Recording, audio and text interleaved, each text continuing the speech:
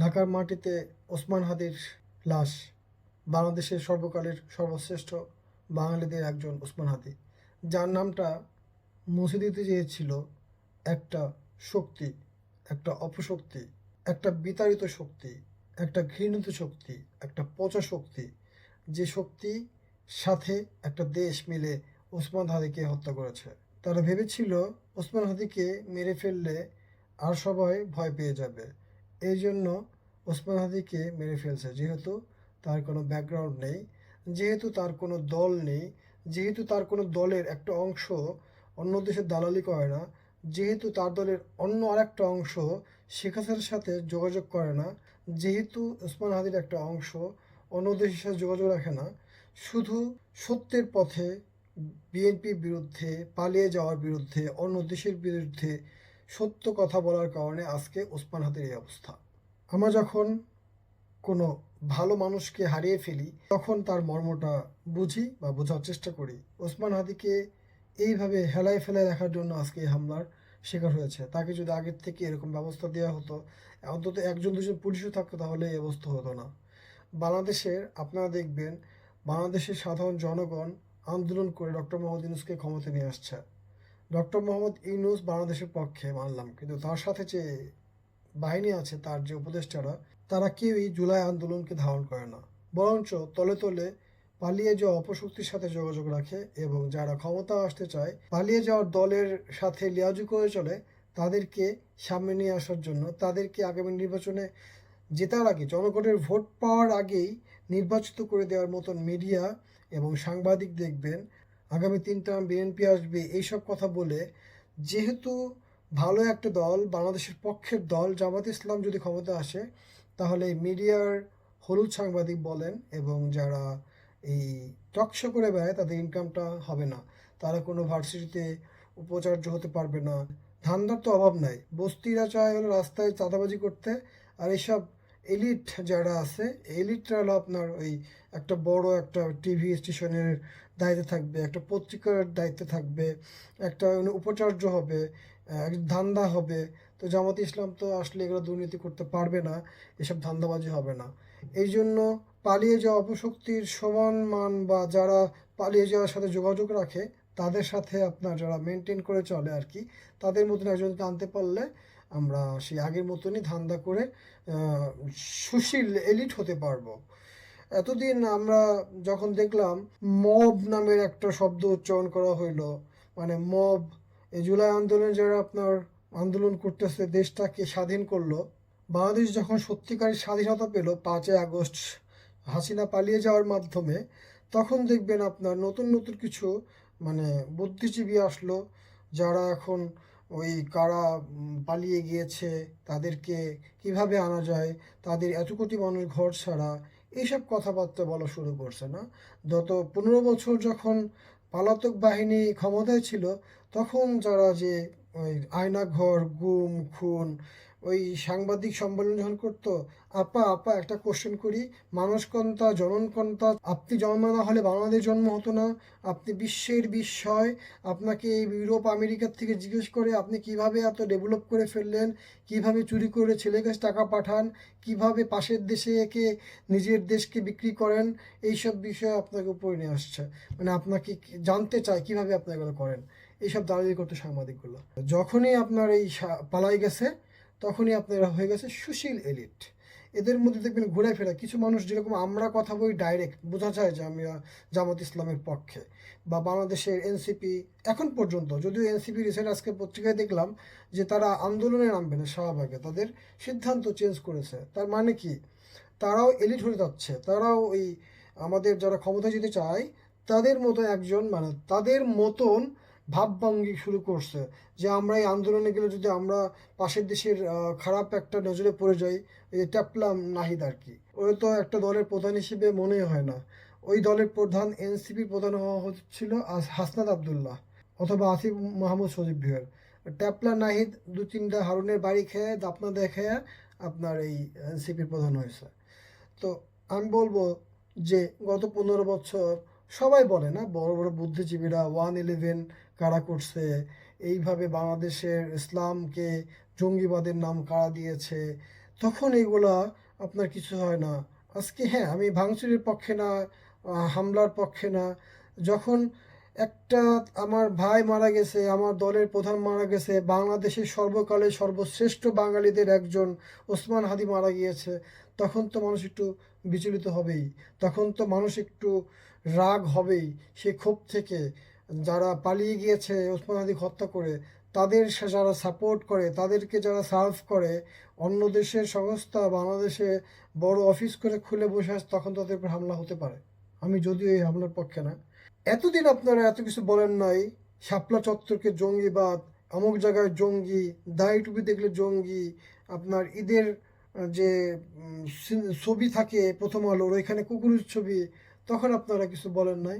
এখন একটা গ্লাস ট্লাস ভাঙছে আর আপনার সমস্যা হয়ে গেছে। যদিও এটা ঠিক করে নাই, কিন্তু মানুষের পুঞ্জীভূত ক্ষোভ, আপা পালিয়ে যাওয়া, আবার বিচার করতে না পারা, ওসমান হাদির হত্যাকারী অন্য দেশ, হাসিনা, এদের এবং বাংলাদেশে একটা বাহিনী আছে যারা ওসমান হাদির হত্যাতে খুব সুন্দরভাবে এখন নির্বাচনে জয়যুক্ত হতে পারবে। সব মিলে ওসমান হাদি তো সত্যের পথে কথা বলছে, যেহেতু সত্যের পথে কথা বলছে সেহেতু সবার বিরুদ্ধে কথা গেছে। বাংলাদেশের বর্তমান যারা ক্ষমতা দিতে চায়, যারা পালিয়ে গেছে অন্য দেশ, অন্য দালাল দেশ, অন্য নিকৃষ্ট দেশ, তখন এই এলিটরা কিছু বলে নাই। আজকে দেখতেছি ওই যে ইলিয়াস হোসেন বলছে না যে কার্টুন, মিনার কার্টুনের রাজু, বুঝছেন তো আপনারা? ও এনাই বিনাই, সিনাই বিনাই, গিনাই মিনাই, আপনার ওই বাংলাদেশে ওই হাসিনার এবং হাসিনার দোসর যারা আছে, বি টিম, তাদেরকে নিয়ে একটা ধান্দাবাজি করার জন্য তারা উঠে পড়ে লেগেছে। তো বাংলাদেশে নাকি নির্বাচনের ষড়যন্ত্র চলছে। নির্বাচনের ষড়যন্ত্র কে শুরু করছে? ওসমান হাদিকে যদি এই হামলা না করা হইতো তাহলে কি হইতো? তাহলে কি আজকে আন্দোলন হইতো? ওসমান হাদির হত্যাকারীদেরকে কারা বের করে দিছে? এই যে আসিফ নজরুল জুলাই আন্দোলনকে ধারণ করে না, ডক্টর মোহাম্মদ ইউনূস ছাড়া আর কেউ যোগ্য না বলে জনগণ মনে করে।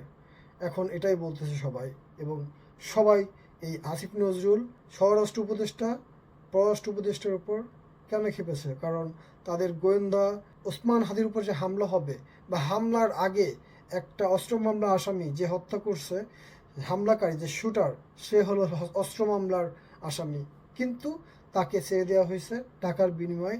এই আসিফ নজরুলের শাশুড়ি হুমায়ুন আহমেদের মেয়ের বান্ধবী ওরফে বউ শাওন জুলাই বিপ্লব, জুলাই আন্দোলনকে নিয়ে কত বাজে বাজে মন্তব্য করছে ডাইরেক্টলি ইনডাইরেক্টলি, তাকে ধরা হইতেছে না কেন?